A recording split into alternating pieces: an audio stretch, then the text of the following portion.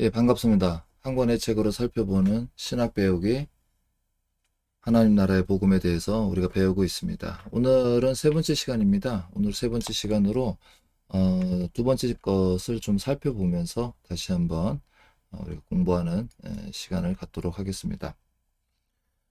우리가 두 번째 배웠던 내용들을 조금 살펴보면 여러분들 페이퍼가 보일까요? 그 복음은 자유와 하나님의 통치를 통해서 나타난다라고 했던 주제를 살펴볼 수가 있었겠죠. 예, 복음은 좋은 소식이라고 했고요. 하나님께서 통치하신다라고 했을 때, 그럼 하나님의 통치는 어떻게 이루어지는가라는 것이죠. 그래서 하나님의 통치는 군주와 같은 통치가 이루어지는 것이 아니라, 그러면 어떻게 일어나느냐? 바로 자유를 통해서 뭐 쉽게 말하면 설득하는 작업을 통해서 이루어진다. 이렇게도 볼 수가 있습니다. 이것을 먼저 이 구약에서 살펴보았더랬습니다. 자, 그럴 때 하나님의 나라에 들어온 사람들은 성경을 펼치면 어떤 실제적인 삶의 효과들이 있을까요? 라고 했던 부분도 이제 우리가 살펴보았죠. 그리고 첫 번째가 바로 이제 출애굽 19장 1절에서부터 6절에 있는 말씀을 통해서 그렇다면 이 복음에 나타나 있는, 그러니까 우리는 구원이잖아요. 구원하겠다라고 하는 메시지가 바로 복음인데 그 메시지의 복음의 가장 목적은 무엇인가? 저자는 이 부분에 대해서 어떤 것, 바로 정체성을 통해서 이야기하고 있습니다. 정체성의 세 가지는 뭐 여러분들이 잘 알고 있으실 것입니다. 자주 들었죠. 예. 하나님의 소유된 백성, 그 다음에 거룩한 백성, 그리고 제사장 나라, 이런 표현들이죠. 이 부분들이 이 말씀 속에 잘 나타나고 있습니다. 지금 우리가 지금 복습을 하고 있는 것이죠. 예, 모세가 하나님 앞에 올라가니 여호와께서 산에서 그를 불러 말씀하시되 이러면서 여호와 하나님께서 이 이스라엘 백성들을 어떻게 이끌으셨는가라고 하는 것을 내가 독수리 날개로 인도했다. 그리고 내 말을 잘 듣는 이 언약이죠. 그럼 언약 관계에서의 가장 핵심은 바로 이 율법입니다. 율법이죠. 그리고 이렇게 되면 내 소유가 되겠고 제사장 나라가 되고 거룩한 백성이 되리라라고 했던 부분들을 우리가 다시 한번 떠올려 볼 수 있겠습니다. 그래서 이 복음의 가장 큰 핵심에 대한 내용들을 살펴보면 첫 번째 바로 이게 우리가 이제 속량이다라고 하는 말씀으로 표현할 수가 있습니다. 그럼 속량이 무엇인가? 몸값을 지불하는 것이죠. 그럼 속량해서 왜 그럼 속량을 하는가라고 했을 때 바로 하나님의 통치 아래. 그럼 하나님의 통치가 가장 잘 드러나는 말이 바로 출애굽기 15장, 그 다음에 골로새서 1장 13절부터 14절 말씀을 살펴볼 수가 있습니다.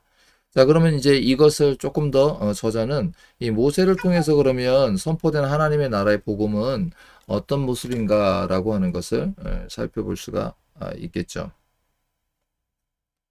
그러면 이 뭐 여러분들도 뭐 모세에 대한 이야기들은 뭐 잘 알고 있어서 다시 설명하지 않아도 잘 아시겠지만 그 계략을 보면 자, 고통받는 그 구원들, 그러니까 고통받는 백성들이 있었습니다. 출애굽기 2장 이하에 보면 이제 어디에서요? 바로 바로가 바로네요. 네. 이 바로에게 이집트에서 애굽이죠. 이집트에서 이제 고난 받다가 이제 어떻게 됐습니까? 이 고난이 상달이 되는 것이죠. 그래서 이 3장 7절에 보면 내가 그걸 보고 듣고 알고라고 하는 표현을 여러분들이 기억하실 수 있을 것입니다. 그렇다면 그 말씀을 듣고 구원이 시작되는 과정이 바로 출애굽기 3장부터 시작이 됩니다. 이제 레위인이 장가를 들었다 이렇게 시작을 하죠. 바로 하나님의 구원 계획은 바로 이렇게 모세를 통해서 나타난다라는 것을 알 수 있습니다. 뭐 우리도 이제 그 본문에서 이 저자는 다양한 예를 들어서 이제 이런 것들을 이제 설명 또 해주고 있습니다. 자, 그렇다면 그 근거가 무엇이냐? 이 맺은 언약인데 이 맺은 언약은 벌써 이미 우리가 위에서 살펴봤던 바로 이 부분, 이 맺은 언약을 통해서 하나님께서는 어떻게 모세를 통해서 구원을 하신다라는 것입니다.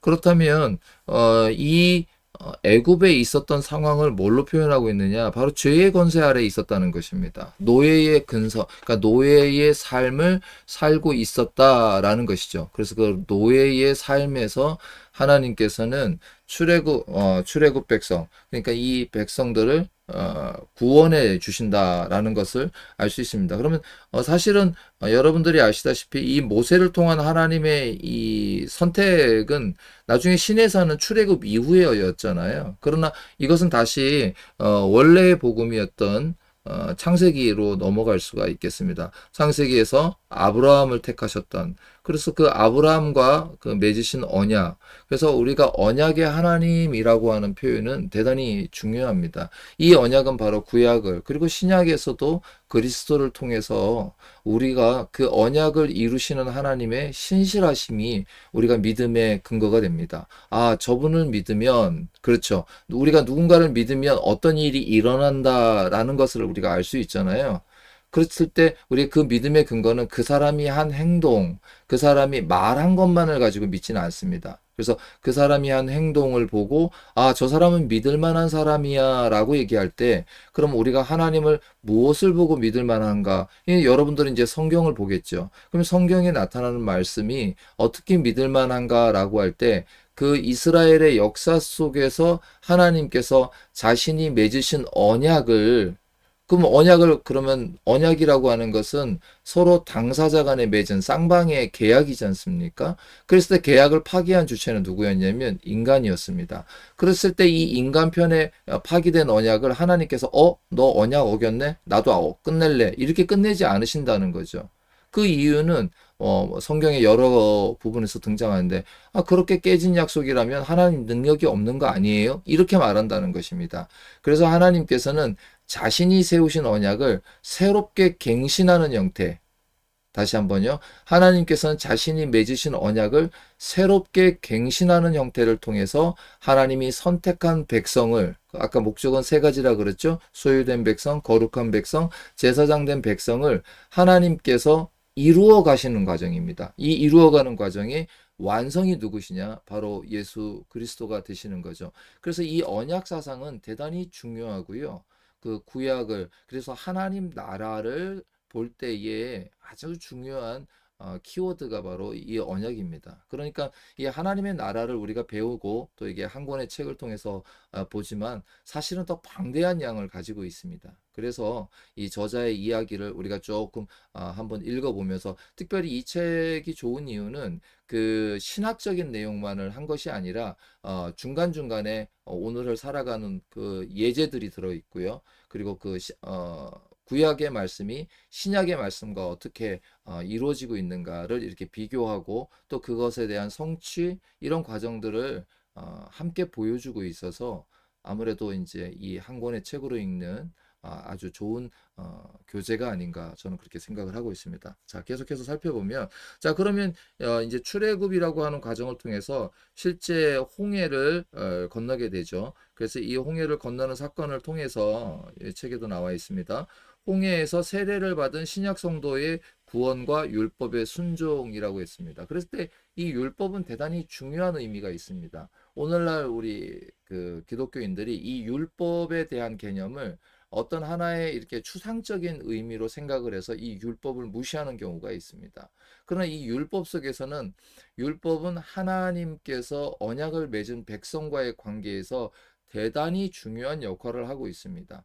그러면 이 율법의 의미는 뭘까요? 이렇게 생각을 해보면, 여러분, 이스라엘 백성이 죄를 범했습니다. 그럼 이스라엘 백성이 죄를 범한 것을 어떻게 알 수 있을까요? 바로 이 율법을 통해서 알 수 있습니다. 율법의 기능 중에 중요한 기능이 이것이 죄구나라는 것을 알 수 있다는 것이죠. 그럼 오늘날 이 율법을 모르는 백성들은 어떻게 알았을까요? 이 로마서 1장이라든지 이런 것을 통해서 보면 그들의 양심을 통해서 알 수 있다, 이렇게 표현을 하고 있습니다. 그럼 율법이라고 하는 것을 통해서 깨달았으면 그걸 어떻게 하느냐? 하나님께서 출애굽한 백성들에게 주신 제도가 무엇이냐면 제사 제도입니다. 그러니까 하나님 백성은 이 제사 제도를 통해서, 율법을 통해서 죄를 깨닫고요. 깨달은 죄를 어, 제사 제도를 통해서 다시 그 죄를 어떻게 합니까? 깨끗하게 할 수 있는 기능을 가지고 있습니다. 그러니까 이스라엘 백성에게 있어서는 아주 특혜죠, 특혜. 그런데 일반 사람들은 어떻게 하십니까? 일반 사람들은 율법이 없습니다. 그러니까 율법이 없으니까 그 행위대로 판단을 받는 것입니다. 그럼 행위대로 판단을 받는 것이 좋습니까? 아니면 이 율법을 통해서 제사를 통해서, 그럼 제사를 통해서 뭐 양을 가지고 온다든지 산비둘기를 가지고 온다든지 그렇게 해서 하나님 앞에 속죄제를 드리게 됩니다. 그럼 속죄제를 드림으로써 그 죄를 사함을 받게 되는 것입니다. 그러면 어떤 게 더 낫겠습니까? 행위대로 심판을 받으면 그곳에서 벗어날 사람이 없죠. 그렇다면 바로 하나님의 거룩한 백성이라고 했을 때 이 거룩한 백성에서 소유된 백성은 하나님의 특별한 혜택이라는 것을 무엇을 통해서? 율법이라는 것을 통해서. 그러면 오늘날도 우리가 하나님의 말씀을 지키는 것은 그 근본적인 원리는 다르지 않다는 것을 이 저자도 말하고 있다는 것입니다. 자, 계속해서 책의 내용을 살펴보면 이렇게 홍해의 세례를 받은 신약의 모습을 고린도전서 10장 1절 2절에서 형제들아 나는 너희가 알지 못하기를 원하지 아니하노니 우리 조상들이 다 구름 아래에 있고 바다 가운데 지나며 모세에게 속하여 다 구름과 바다에서 세례를 받고 이렇게 돼서 바로 이 홍해의 사건을 세례의 사건으로 이야기하고 있다는 것이죠. 이렇게 홍해의 사건을 통해서 우리가 그리스도와 함께 살아간다라는 것이 무엇인가를 다시 한번 설명을 하고 있죠. 그러나 이제 이 저자는 이걸 신약의 이야기와 함께 바로 연결을 시키기 때문에 책을 읽는 독자 입장에서는 이것이 하나님의 나라가 무엇이다라고 이렇게 그림을 잡을 수는 있지만 사실은 제가 개인적으로 볼 때 이 구약의 이야기를 조금 더 끌고 가서 이 구약의 스토리에 조금 더 집중을 했더라면 왜냐하면 너무 이게 폭넓은 이야기가 이 책에 한꺼번에 담겨져 있습니다. 그래서 이런 부분을 우리가 좀 더 함께 생각해 보면 좋겠다라는 생각을 하는 것이죠.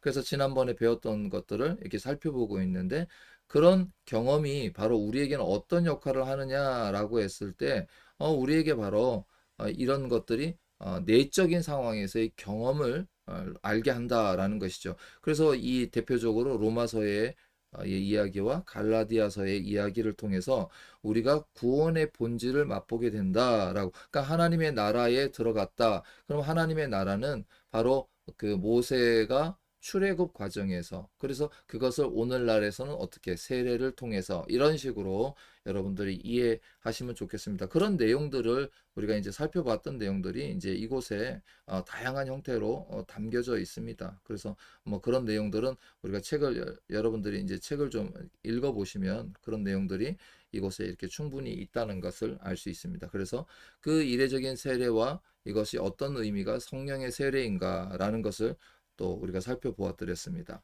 그리고 그것으로만 끝나지 않죠. 그것이 우리를 보혜사 성령을 통해서 굳게 한다. 이것을 신약적인 용어로 성도의 견인이라고 뭐 표현하기도 하는데 견인한다라고 하는 것은 이 견인차가 견인해서 끌고 간다라는 개념이 아니라 바로 그 믿음을 굳게 해준다라는 표현이라는 거 여러분들이 알고 계시면 됩니다. 그래서 이렇게 하나님께서 언약을 주시면 언약의 약속의 개념이 나와 너의 약속이다 보니까 한쪽 편에서 일방적으로 그 약속을 이렇게 뭐랄까요, 이렇게 강제한다? 이런 느낌을 받지 않습니까? 그래서 그렇지 않다라는 것을 말씀을 드릴 수가 있는 것이죠. 그런 표현들을 이제 우리가 고민해 보면 하나님의 언약은 속박되는 것이 아니라 자유의 시작이다라고 하는 것을 알 수가 있습니다. 요한복음 8장 31절에 나와 있죠. 진리를 알지니 진리가 너희를 자유케 하리라 이런 표현들을 알 수가 있습니다. 여러분들 이제 뭐 예를 들어 생각해 보면 여러분들 이제 우리가 수영을 배웠습니다. 자, 수영을 배운 사람은 물에서 아주 자유롭게 놀 수가 있습니다. 그럼 그것이 배워졌기 때문에 자유롭게 노는 것이죠. 그렇지 않습니까? 내가 물은 좋아하는데 그냥 물에다가 던져 놓으면 물론 자유함을 느낄 수는 있겠지만 그 속에서는 어떻겠습니까? 물에 대한 공포 그리고 두려움이 내가 정말 그 물에서 즐기고 싶어 하는데 그런데 우리가 예를 들어서 수영 아주 잘하는 사람들 뭐 이렇게 보면 뭐 어떤 형태로 하든지 간에 뭐 자유형을 하든 뭐 예를 들어서 배운 대로 뭐 배영을 하든 평영을 하든 또는 그냥 물속에서 놀든 간에 그 본질적인 건 무엇이죠? 물을 두려워하지 않고 물에서 어떻게 해야만 내가 뜰 수 있다는 사실을 배우니까 우리가 멀리서 사람을 볼 때는 어떻습니까? 와, 정말 저 친구는 물에서 자유하구나. 이렇게 말하지 않습니까? 그래서 여러분들과 제가 하나님의 말씀을 배울 때, 특별히 하나님의 율법, 이렇게 얘기하면 여러분들은 머릿속에 벌써 고정화된 어떤 것, 이건 하지 말고, 이건 하고, 이런 개념으로 생각할 때, 그렇지 않다는 것을 무엇을 통해서 가르쳐 주시느냐? 출애굽 19장에 통해서 시내산에서 하나님께서 이스라엘 백성과 관계를 맺으시죠. 그리고 그 관계를 맺은 표 아래서 무엇을 주시냐면 율법을 주신다는 거야. 율법 주시고 너 이거 지켜 그럼 나하고 백성이야. 이렇게 순서가 아니라 하나님께서 먼저 이스라엘 백성을 출애굽시켜 주시고 시내산에서 하나님께서 관계를 맺어 주실 때 하나님께서는 이스라엘 백성에 뭐라고 얘기하시느냐? 내가 너희를 어떻게 독수리가 그 자식을 얻은 것처럼 이런 표현들은 아주 이 성경에서 자주자주 등장합니다. 에스겔서 16장에 가면 아주 구구절절 표현들이 나옵니다. 어떻게 해요? 야, 너는 진짜 뭐 부모에게 버림받을 정도로 태어났는데 내가 너를 기르고 키웠다. 그래서 기르고 키운 것을 나중에는 어떻게 하느냐? 이제 혼인의 관계까지 이르게 됩니다. 그래서 연합의 관계로 보는 것이죠. 그랬는데 나를 배반했다. 이제 이렇게 나옵니다. 그래서 하나님께서는 이런 표현들을 자주 씁니다. 그러니 하나님 편에서 출발한 것을 알 수가 있습니다. 그러니까 우리가 우리 편에서 무엇인가를 하고 우리가 뭔가 여러분들이 생각하실 때 뭐 내가 뭔가 조건이 있으니까 이렇게 했다라고 생각하는데 이 하나님의 나라에 대한 부분에서는 그렇지 않다는 것을 우리가 먼저 알 수가 있겠습니다. 예, 조금 더 시간을 여기서 보냈는데 앞으로 해야 될 게 많은데 자 그런 내용들을 우리가 지난 시간에 배웠습니다. 그래서 그 거룩한 백성은 어떻게 해야 할까? 또 제사장 나라를 구현하기 위해서는 우리는 어떻게 해야 할까? 바로 부단한 율법의 순종이다라고 되어 있습니다. 그래서 이 부단한 율법의 순종이 무엇일까요? 라고 했을 때 예를 들어서 출애굽기에서 구약에서는 이미 우리가 잘 알고 있는 십계명이죠. 그 십계명의 세칙들이 소위 말해서 하나님과 나와의 관계 그리고 내가 이웃과의 관계들이 잘 정리가 되어 있습니다. 이것은 뭐 물론 신약에 와서 예수님께서 말씀하셨던 산상수훈으로도 우리가 충분히 대표될 수가 있겠죠. 그래서 저자는 이 이야기를 십계명을 하나님을 사랑하는 것, 온 마음과 뜻과 힘을 다하여 여러분 잘 아는 내용이잖아요. 내 이웃을 내 몸처럼 사랑하는 것. 내 이웃을 내 몸처럼 사랑하는 것. 이것은 사실 분리되지 않습니다. 내가 나를 사랑하는데 나를 객관화하든 내가 주관화하든 사실 나라는 존재가 분리되지 않지 않습니까? 그랬을 때 이웃도 내가 이웃을 사랑해야지 이것이 구체적으로는 어떻게 나타나느냐? 예, 분리되지 않은 상태입니다. 그러니까 내가 나를 사랑하는 개념이라는 것을 그런 형태로 이해를 해 주셔야 되는 것이지, 뭐 예를 들어서 하나님 사랑이 1번이니까 하나님 사랑한 다음에 이제 하나님 사랑 내가 다 했어. 그러니까 이제 이웃 사랑을 돌아본다. 그렇게 그런 구조를 가지고 있지 않다는 거 여러분들이 한번 고민해 보시면 좋겠습니다. 그래서 이 율법 중에 또 하나가 여기에는 좀 없는데요. 율법 중에 하나가 이 하나님의 말씀을 우리가 잘 알고 있으면 우리가 죄로 빠지는 것을 방지합니다. 그렇죠. 이것은 잘못됐다라는 것을 우리가 알지 않습니까? 잘못된 것을 알 때 그곳으로 가지 않죠. 그런데 조금 더 나아가면 이것을 미워하게 됩니다. 이게 어떤 의미냐면 우리가 잘못된 것만 아는 것이 아니라 그 잘못된 것이 내 주위에 끊임없이 도사리고 있다는 것을 우리가 경험을 하게 되겠죠. 그런데 아까 전에 말씀드렸던 것처럼 하나님 백성의 가장 큰 특징 중에 하나가 우리가 행위대로 심판을 받지 않는다는 것입니다. 이거 무슨 뜻이냐? 이 속죄의 개념이 제사의 개념이 있다라는 것을. 그래서 예수님께서 피 흘려 죽으셨다라고 하는 이 속죄의 개념 속에는 그래서 우리가 이걸 오해하는 거죠. 야, 난 앞으로 잘못해도 예수님께서 다 이미 속죄해 주셨기 때문에 괜찮아. 이 방향으로 흘러가서는 안 되는데 우리가 그런 방향으로 흘러갈 아주 다분한 그런 어때요? 성정을 가지고 있다는 것입니다. 죄의 권세에서는 우리가 어떻게 됐습니까? 출애굽을 했지만 우리 마음속에서는 그때 살았던 그런 습성들이 계속 여전히 남아 있다는 것입니다. 그래서 하나님의 말씀, 그 율법에 따르는 삶을 살면 나의 그런 모습을 미워하게 되는 것입니다. 내가 정말 왜 이러지? 왜 자꾸 나는 여기에 넘어지지? 이러면서 나를 미워하는 것이 아니라 그 죄의 성질, 죄의 영향력을 미워하게 되는 것이죠. 그렇죠. 그 미워하는 것이 굉장히 중요합니다. 그래야만 우리로 하여금 어떻게 해요? 이 밸런스를 가지고 앞을 향해서 그 방향을 향해서 갈 수 있다는 것입니다.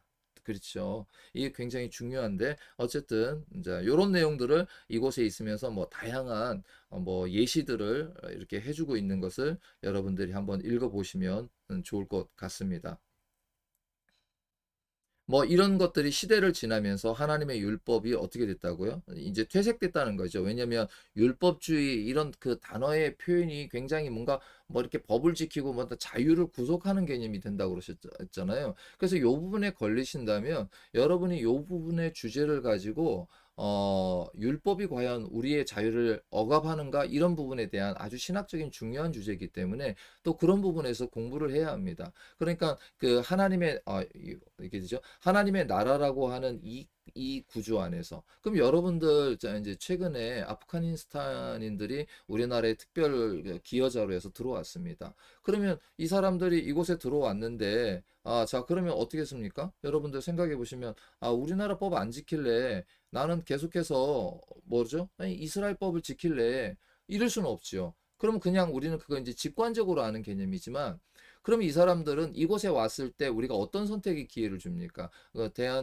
자유 대한민국의 어떤 법의 체계를 알려주고, 그럼 이곳에서 당신들이 특별 기여자로서 자, 시민권을 부여하고, 그러면 시민권을 부여하면 그 사람들이 자동으로 이 법을 지키는데, 자, 넌 시민권 됐으니까 우리 법 무조건 지켜야 돼. 이런 강제성을 둔다라고도 생각할 수 있지만, 여러분 이곳에서 살고 있는 우리 입장에서는 이 법이 좋은 법입니까? 나쁜 법입니까? 그렇잖아요. 야, 아마 너희가 살았던 그 곳보다 더 좋을걸? 이렇게 말하지 않습니까? 물론 다 이제 그 세부적인 뭐 이런 것들이 뭐 완벽하다 이런 의미가 아니라는 걸 여러분들이 이해하시겠죠? 그랬을 때 그 사람들에게는 강제되는 것이 사실 법이라고 하는 것은 강제적인 면이 있지만 그러나 그 사람이 이 우리나라의 시민으로 살아가기 위해서는 이제 그 법을 배우고 그 법 안에서 주어진 모든 것을 누립니다. 문 열고 나갈 때 어떻습니까? 저 문 열고 나가도 됩니까? 이렇게 말할 필요가 없습니다. 그냥 자유롭게 자기가 행동을 하게 되면 됩니다. 그러면 그 법은 바로 자유에서 최소한에 살아갈 수 있는 우리가 함께 살아가는 규정과 규례를 그럼 하나님께서 바로 십계명을 통해서 뭐 말이 10개잖아요. 그렇지만 이 10개면은 바로 우리가 인간으로서 살아가고 있는 우리 기본적인 이 내용들을 잘 담고 있는 것이잖아요. 그것만 지켜도 그렇지 않습니까? 예, 이런 부분들을 우리가 조금 더 예, 하나님의 나라라고 하는 그 안에서 그리고 여러분들이 그런 부분에서 조금 이제 어려운 부분들의 주제들 그러면 이 율법이 우리를 자유케 하는가? 이런 주제를 가지고 또 독서를 하거나 또 그런 말씀들을 들어보면 그래서 하나님의 나라에 대한 구체적인 생각들을 차분하게 모아가면 좋을 것 같습니다. 지금은 이제 이 책을 통해서 그래서 바로 이렇게 신약의 이야기들도 함께 바로바로 넘어가고 있는 것이 이 책의 장점이라 생각을 합니다. 그런 것들이 이웃 계명으로 지켜졌다. 예수님의 산상수훈에서도 잘 나타나고 있다. 이제 이런 것들이 어떤 의미가 있는지 이 저자는 잘 말해주고 있습니다. 자, 오늘 이제 살펴볼 말씀이 바로 그렇다면 이 성화, 성령 충만에게 이르게 하는 이 광야의 훈련에 대해서 그러면 이스라엘 백성들이 이제 출애굽을 했고 실제적으로 19장에 보면 하나님께서 그 시내산에 올라서 이스라엘 백성과 관계를 맺죠. 그 관계를 맺고 나서 이스라엘 백성에게 어떤 걸 주냐면 창세기, 출애굽기, 레위기, 민수기, 신명기 그 중간에 있는 말씀이 바로 레위기 말씀이잖아요. 레위기를 통해서 제사법을 주시고 또 그 실제적인 생활에서 일어나는 다양한 문제들에서 바로 이스라엘 백성들이 그러니까 하나님의 선택된 백성, 소유된 백성들이 어떻게 살아야 할까에 대한 그 어떤 그 룰을 주시는 것입니다. 이 룰이 이제 이들의 광야 훈련을 통해서 드러나는 것이죠. 그래서 이 광야 훈련을 우리가 살펴보면 그래서 홍해를 건너게 하셨고 자유인의 품성을 갖추도록 하기 위해서 어떠나 연단의 기간이 필요하다라고 저자가 말하고 있습니다. 이것이 바로 필수적인 교육 과정이다라는 것이죠. 여러분 여기에 동의하십니까? 그냥 우리는 여기에 속하면 여기에 속한 대로 그냥 자유롭게 그냥 내가 하고 싶은 대로 하고 살고 싶어 하죠. 근데 이것은 뭐 있을 수도 없는 일이지 않습니까? 뭐 예를 들어서 우리가 다른 사람 집에 방문을 해서 가면 아, 이 집이 어떻지? 라는 거 우리가 생각하고 기본적으로 물어보지 않습니까? 뭐 예를 들어 신발을 신고 들어가야 됩니까? 뭐 예를 들어 우리가 한동안은 이제 미국에 대한 그 로망이 있었지 않습니까? 그럴 때도 미국에 가면 우리가 난 가자마자 무조건 자유롭게 살아야지. 미국은 뭐 총도 뭐 마음대로 할 수 있으니까 나는 한번 그것도 그러나 그것도 어떻습니까? 법 아래서 그렇게 하겠다는 의도를 가지고 있는 것이지 가서 내 마음대로 한번 해보겠다 이런 의도를 가지고 있는 것은 아니잖아요. 그런데 우리가 유독 이 하나님에 대한, 그러니까 하나님을 우리가 이제 믿습니다라고 하면서도 그 믿음의 근거들을 그런 하나님의 말씀에 근거하지 않고 어떻게 해요? 자기 마음에 근거하는 경우가 있다는 것이죠. 바로 이런 과정을 어떻게 해야 하느냐? 바로 이런 필수적인 교육 과정이 있다.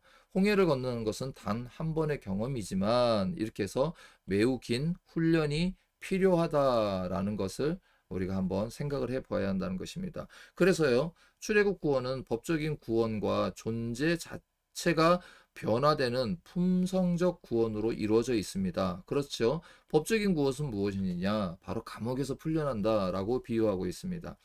혹은 특별 감형을 받아서 감옥에서 풀려났다. 이렇게 해서 법적인 인신의 자유를 얻습니다. 이 법적인 자유를 얻는다. 이것을 세례 사건을 통해서 단 한 번에 있는 사건으로 저자가 말을 하고 있습니다. 그렇지만 어떻습니까? 우리 그 품성에는 어떻느냐? 실제 품성적으로는 도박을 한다든지 자유로운 사람이 아닌데 이 사람들 마음속에는 그게 자기가 원하는 자유라고 생각을 하고 있다는 것입니다. 그래서요, 긴 훈련의 과정이 필요하다는 것입니다. 그러니까 여러분들 이 앞에 굉장히 중요한 이 깨달음에 대한 부분에서는요, 우리의 그 의식의 변화의 깨달음도 대단히 중요하다는 것이 뭐죠? 내가 뭐 도박을 한다든지 이런 품성적으로 변화를 겪어야 하겠구나라고 하는 깨달음이 대단히 중요하다는 거야. 그냥 풀려났어. 그러니까 법적으로 넌 이제 자유돼서 나 자유네? 그리고 끝. 이렇게 되면 안 된다는 것입니다. 그러니까 그곳에서의 굉장히 중요한 이런 인지적인 자각의 개념, 이 자각을 깨닫게 하는 것은 굉장히 중요합니다. 그래서 청교도라고 하는 쪽에서는 이 굉장히 중요한데요. 여러분들 우리 속에 들어오면 가장 먼저 회복하는 게 뭐냐? 바로 양심입니다. 이런 양심의 회복이 굉장히 중요합니다. 그 양심이 회복된다는 것은 무엇이 옳고 그러니까 그 양심은 사실 우리가 우리 스스로를 판단하는 가장 중요한 원초적인 판단 근거잖아요. 이러면 안 되지. 사람을 때려. 이러면 안 되지. 이런 것은 우리 몸에 새겨져 있는 율법입니다. 하나님께서 피조하시면서 바로 인간 스스로, 그런데 어떻게 됩니까? 이 양심이 화인 맞아서 그 기능이 죽어버리죠. 그래서 이거를 이렇게 도식화할 때 바로 우리가 하나님의 이런 변화를 받아들이면 가장 먼저 하는 것이 바로 이 양심을 회복하는 것입니다. 그래서 이것을 존 보년이 쓴 책에서 거룩한 전쟁이라고 하는 책에 보면 아주 이런 상세한 그림이 아주 잘 나와 있습니다. 그래서 이런 것들을 아이들에게 읽히면 좋겠다 싶은 것이죠. 계속해서 바로 이렇게 해서 출애굽기에서 신명기까지 이어지는 긴 광야의 정에서 법적으로 자유하게 된 하나님의 백성이 품성적으로도 자유로운 백성으로 탈바꿈, 품성적으로도 자유로운, 이것 굉장히 중요한 말이 아닌가 싶습니다. 계속해서 보면 그래서 요즘은 우리 인생이 짧기 때문에 40년 광야 훈련이 너무 길다. 다만 한 세대가 다음 세대로 교체되는 소요가 40년 기간이라는 통해서 옛자가 완전히 새로운 자아로 거듭나야 한다. 그러니까 옛자가 새로운 자아로 거듭난다는 첫 번째는 법적인 의미도 있지만 품성적인 의미에서 이 광야의 훈련은 굉장히 중요하다. 이게 바로 하나님 나라에 들어가 있는 우리의 모습이라는 것입니다. 그래서 우리가 매일 새롭게 되는 은혜를 입어야 된다라고 생각할 수가 있는 것이죠. 하지만 우리가 기억해야 할 것이 있죠. 하나님의 자녀는 광야에서 구원에 확신하지 못할 정도로 엄혹한 징계와 연단 혹은 책망을 받을 수 있다는 것이죠. 그래서 이것을 구원을 잃게 만드는 징계나 책망이 아니라는 사실을 알고 있어야 한다라고 저자가 말합니다. 주의할 게 뭐냐? 이왕 버린 몸이니까 그래서 더 나쁜 행동을 하고 갑시다. 이런 거는 안 된다라고 강조하고 있습니다. 사실 이렇게 해서 구원을 이루는 과정에서 보시면 쓰라린 징계도 동반한다라는 것을 우리는 잘 알고 있죠. 그러나 막상 실제의 그 상황이 되면 어떻습니까? 굉장히 고통스럽잖아요. 그런 부분에서 음, 저자는 이런 위로를 줍니다. 광야 여정 가운데 율법을 지키지 못하는 경우에도 우리가 구원을 잃지 않습니다라고 합니다. 그런데 이것이 저와 여러분의 위로가 되어야 되잖아요. 그런데 이것을 악용하는 것입니다. 이게 악용하는 문제가 생기는 거예요. 나쁜 것을 해놓고서도 어떻게 합니까? 나는 괜찮은데. 그러니까 로마서에서 어쩌하겠느냐. 그런다고 우리가 더 죄를 질 수 있겠느냐라고 했던 바울의 말이 바로 이런 의미를 가지고 있는 것이죠. 그래서 마지막으로 이런 성령의 내적 확신이죠. 내적 확신과 우리 가운데 맺은 삶의 열매로 알 수 있다. 이렇게 말하고 있습니다. 자, 히브리서 11장에 증거하듯 믿음의 선진들이 하나님의 아들로서 받은 징계, 연단, 또 채찍을 맞아가면서도 결국은 어떻게 됩니까? 의의 연달한 평화를 맛보는 것이다. 이렇게 되어 있습니다. 자, 예수 안에서 하나님의 자녀의 품성을 획득하는 과정에서도 어쩔 수 없는 죄의 관성에 의해 죄를 짓는 하나님의 자녀들은 성령은 종국의 성화를 촉진하는 방향으로 이끄십니다. 그리하여 죄를 점진적으로 이겨나도록. 그래서 요즘에 많은 신학 용어 중에 쓰는 표현이 점진적이다라는 말을 쓰고 있습니다. 제가 한 이제 86년 80년도 어간에부터 이제 신앙생활을 했고, 이런 책들을 읽었을 때는 보다 좀 더 이렇게 강했습니다. 표현들이. 그런데 최근에 들어오면서 이런 점진적인 성화라는 말을 좀 쓰고 있습니다. 아무래도 좀 부드럽죠. 여러분과 제가 듣기에도. 그래서 우리에게 위로가 되기도 합니다. 넘어지는 사람에게도 괜찮아. 그럴 수 있어. 그런데 그럼에도 불구하고 한편의 이야기를 너무 놓쳐서는 안 되는 것입니다. 잘못된 것은 잘못된 것이죠. 예수님께서 요한복음 8장이었던가요? 그 가늠하다 붙잡혀온 여인에게 다시는 그 죄를 짓지 말라고 했습니다. 그렇지 않습니까? 그러니까 매일 똑같은 죄를 지으면서 나는 연약해서 그래라고 하는 것은 점진적인 성화의 개념에서는 조금 문제가 있습니다. 그러니까 죄를 짓지 않으려면 어떻게 해야 되니까? 여러분, 그런 죄가 계속 쌓이면 결국 어떻게 됩니까? 한국교회가 지금 가장 어려운 것들이 바로 그런 것들이지 않습니까? 특별히 그 목회자들이라든지 이런 분들이 이런 범죄에 자꾸 넘어지는 이유가 그것을 가능성을 자꾸 열어두고 있다라는 것. 그러니까 기준을 좀 높여야 할 필요가 있습니다. 라일이었나요?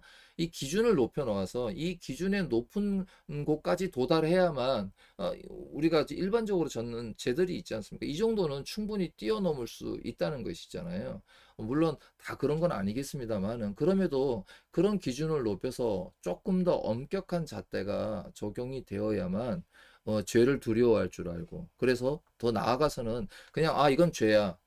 그럴 수 있어. 이렇게 하는 게 아니라 죄를 혐오하고 그 죄에 대해서 정말로 이렇게 경기를 떠올 정도로 우리가 우리 스스로에게 방화벽을 세우지 않으면 안 되겠다라고 하는 것을 조금 더 더불어 말해 볼 수 있겠습니다. 그래서 뭐 여기에 뭐 여러 가지 이제 비유들이 있는데요. 요 내용들은 또 시간상 한번 읽어보시면 좋겠다 싶습니다.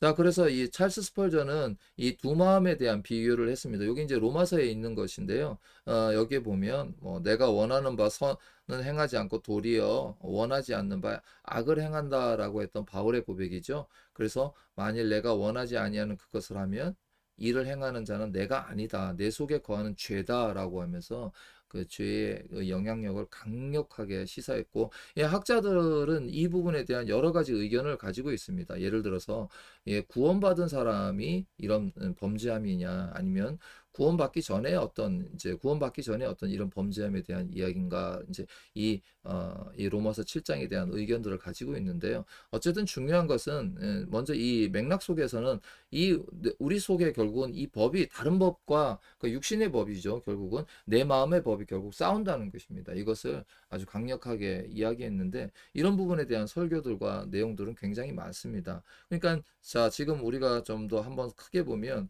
하나님의 나라에 대한 기본적인 개념을 설명하고 이 나라 안에서 지금 모세에 대한 이야기들을 했고 그러면서 이것이 이제 조금 더 개인화돼서 이제 작아지는 것이 아니라 내가 어떻게 할 것인가. 그러니까 나에게 좀 더 포커스를 맞추고 있다라고 하는 부분으로 살펴보면 될 것 같습니다. 사실 이 하나님의 나라에 대한, 이 하나님의 이 나라에 대한 이 개념이 원체 크다 보니까 이것을 한 번에 이렇게 탁 들여다보기가 어려운 부분이 없잖아 있습니다. 그리고 지금은 그 개념을 전부 다 설명하는 것이 아니라 책을 따라가면서 이야기하고 있기 때문에 이런 부분을 생각해 볼 수 있겠죠. 자, 여기에는 찰스 스펄전에 대한 이야기가 나오죠. 그래서 찰스 스펄전에 대한 이야기들, 뭐 두마음에 대해서 설교한 적이 있습니다. 뭐 로마서 7장에 관한 설교인데요. 자, 이렇게 표현하고 있습니다. 뭐 여기에서 저자는 저는 이런 주장에 동의하지 않습니다. 왜 그러냐면 이제 이런 고백에 대한 문제들을 다루고 있기 때문이죠. 이 비참한 고백은 사도 바울의 경험이 아니라 연약한 신자를 가상적인 경험이다. 이렇게 해가지고 표현했기 때문에 그렇지 않고 이 본문은 정확하게 성령의 충만을 받기 전 바울의 자신이 여기 보면 재밌는 표현이 있죠. 성령의 충만함을 받기 전 이렇게 되어 있습니다. 그러니까 이런 해석들은 학자들마다 약간 차이가 있습니다. 아니 성령의 충만함을 받기 전에는 그랬다면 성령의 충만함을 받은 다음에 괜찮은가? 그런데 우리 일상을 돌아보면 성령의 충만함을 받았다고 해서 오늘은 예배드리고 또 오늘 예배에서 아주 기쁨이 넘치죠. 그런데 나오는 순간 어떻습니까? 주차장에서 이제 뭐 트러블이 있거나 뭐 이런 경우, 예. 즐겁게 나왔는데 식당에 가서 뭐 밥을 먹다가 싸운다든지 또 돌아서 나와서 뭐 자녀들하고의 문제. 그러고 나면, 아이고, 우리가 하는 말, 아이고, 주일 은혜 다 까먹었네. 뭐 이런 표현들 쓰지 않습니까? 그래서 우리는 가능하면 주일날, 어떤 방법을 씁니까? 이런 문제들을 그냥 문제를 피한다고 해서 그 문제가 해결되는 것은 아니잖아요. 근본적인 문제를 변화시켜야 되는데, 자, 이런 차원에서의 약간들의 차이가 있다라는 거 여러분들도 한번 좀 저는 말해보고 싶습니다. 그 다음에는 이제 로마서 7장 19절 23절은 이제 그저 죄 가운데 살며 죄와 아름답게 동행하는 뭐 이런 표현들도 썼습니다. 그러니까 여러분이 성령으로 무장하지 않으면 나는 기독교인으로 살 수 없구나라고 느낀다면 실제 여러분은 성숙한 신자입니다라고 하는 것이죠. 이거는 일종의 인지잖아요. 자, 인지잖아요. 실제 그렇게 행동을 해야 되지만 이렇게 하는구나라는 것을 알았다면 여러분들은 이제 고민하겠죠. 어쨌든 간에 우리가 로마서 7장에 있는 이 경지를 잘 모르는 이유는 우리 중에 누구도 바울처럼 그렇게 하나님의 법을 지키고 살려고 분투하지 않고 그냥 사탄을 우리 편으로 두고 피아를 구분하지 못하며 살아왔기 때문입니다. 참 맞는 말씀이죠. 그러니까 아까 전에 제가 여러분에게 말씀드렸던 것 중에 하나가 뭐였냐면 잘못을 했을 때 그 잘못은 너는 괜찮아. 요즘에 많은 주제가 그렇지 않습니까? 어린아이들이 잘못을 하면 일단 이렇게 뭐 야단치지 않고 괜찮아. 그러고 난 다음에 그랬니? 저랬니? 하면서 그 마음속에서 설득이 일어나는 작업을 하는 그런 시대지 않습니까? 그러다 보니까 이 복음이라고 하는 부분에 있어서 여러분 우리가 지금 그 첫째 시간에 기억나시죠? 이 복음에 대해서 가장 문제가 되는 것은 바로 회개의 문제하고 연결이 되어 있습니다. 자, 마가복음에서 우리가 그 복음을 이야기할 때 뭐죠? 예수님께서 하나님 나라가 가까워왔다. 그래서 뭐예요? 회개하라. 회개하라. 하나님 나라가 도래했다. 이렇게 되는 거지 않습니까? 그러니까 회개의 의미를 무엇으로 두는, 이 회개는 굉장히 다양한 면을 볼 수가 있는 것이죠. 그런데 예수님께서는 분명하게, 이제 그 바로 회개하는 것이 이 하나님의 복음, 그러니까 복음은 하나님의 나라가 도래한 것과 연관성이 있다는 것은 분명하게 이해하고 있습니다. 자, 이것을 뭐 다양한 표현으로 이제 신학적인 주제를 가지고 있기 때문에 우리가 그것을 살펴보는 것이죠. 그러니까 그런 부분에 대해서 약화되었기 때문에 결국은 이런 문제들 속에서 자유하지 못하는 거. 자기가 경험을 했어요. 그러면 이 죄를 미워해야만 우리가 싸울 수 있는 거잖아요. 그 죄를 같이 뭐 이렇게 옆에다 두고 가면 안 된다라고 지금 저자가 말을 하고 있는 것입니다. 그러면서 이제 그런 이제 내용들을 이제 이곳에서 좀 정리를 해서 이제 설명하고 있습니다. 여러분들이 이제 이런 내용들을 좀 읽어보시면 좋겠죠. 그 다음에 이제 사울에 대한 이야기도 여기에 하고 있습니다. 뭐 사울은 이제 그랬던 왕이었다. 초대 사울이 얼마나 위대했습니까? 하면서 이제 사울을 예를 들고 있습니다. 자, 그런데 그 사울이 누구를 만나서요? 뭐 다윗을 만나니까 다윗이라고 하는 신동을 만나자마자 모든 것이 다 힘들어졌다. 뭐 이제 이런 것들 이러면서 바로 우리는 순식간에 초라하게 만들 수 있는 사람과 환경에 노출된다. 그러면 우리는 또 질투심에서 자유롭지 않다. 이제 이런 것들 있습니다. 그래서 로마서 7장엔 두 마음의 투쟁이 연루되지 않았기 때문입니다. 그러나 그런 사람들도 어느 순간 욕망의 눈을 뜨면 순식간에 혈투를 벌이는 지경에 이릅니다. 이렇게 말씀하고 있습니다. 바울은 로마서 6장 7장에서 성령의 새로운 피조물이 된 성도들은 더 이상 율법 아래 있지 않고 성령 아래 있다고 주장합니다. 성령의 강력한 추동과 지지, 격려와 견인이 없으면 로마서 7장 19절부터 23절의 상태로 굴러떨어집니다. 그러니까 이제 지금은 어떻습니까? 성령이 충만하지 않으니까 그런 상태로 굴러떨어졌다라고 얘기를 하잖아요. 그래서 이런 부분들은 이제 또 다른 입장이 있다라는 것 한번 알고 계시면서 그러면 성령이 충만하면 그럼 성령이 충만하면 그러면 뭐 결과적으로는 오늘 우리가 살아가는 사람들 중에 이 성령이 충만한 사람이 과연 몇 명이나 있을까 싶잖아요. 그렇지 않습니까? 제가 볼 때는 성령이 충만한 사람 참 보기 어려울 것 같다 이런 생각이 좀 듭니다. 그래서 이런 부분에 있어서는 이 죄에 대한 부분을 좀 강력하게 시사하는 내용들을 여러분들이 좀 이렇게 충분히 체계를 잡을 필요가 있습니다. 이 죄가 과연 얼마나 우리에게 가까이 있는가. 그리고 지금 이 로마서 7장에서는 그 죄의 법이 아직 우리 속에 있는 거잖아요. 그 죄의 영향력이 아직 우리 속에 있는 거잖아요. 그래서 그 성령의 법과 끊임없이 충돌하는 것이잖아요. 그렇다면 우리가 이것을 어떻게 이겨낼 수 있는가? 아마 이게 여러분들과 저의 큰 주제가 아닌가. 그렇죠? 네, 큰 주제잖아요. 내가 그것을 이겨낸다면 나는 자유함을 느끼게 될 것이고, 그러나 그 자유함을 결국은 무엇을 통해서 보느냐?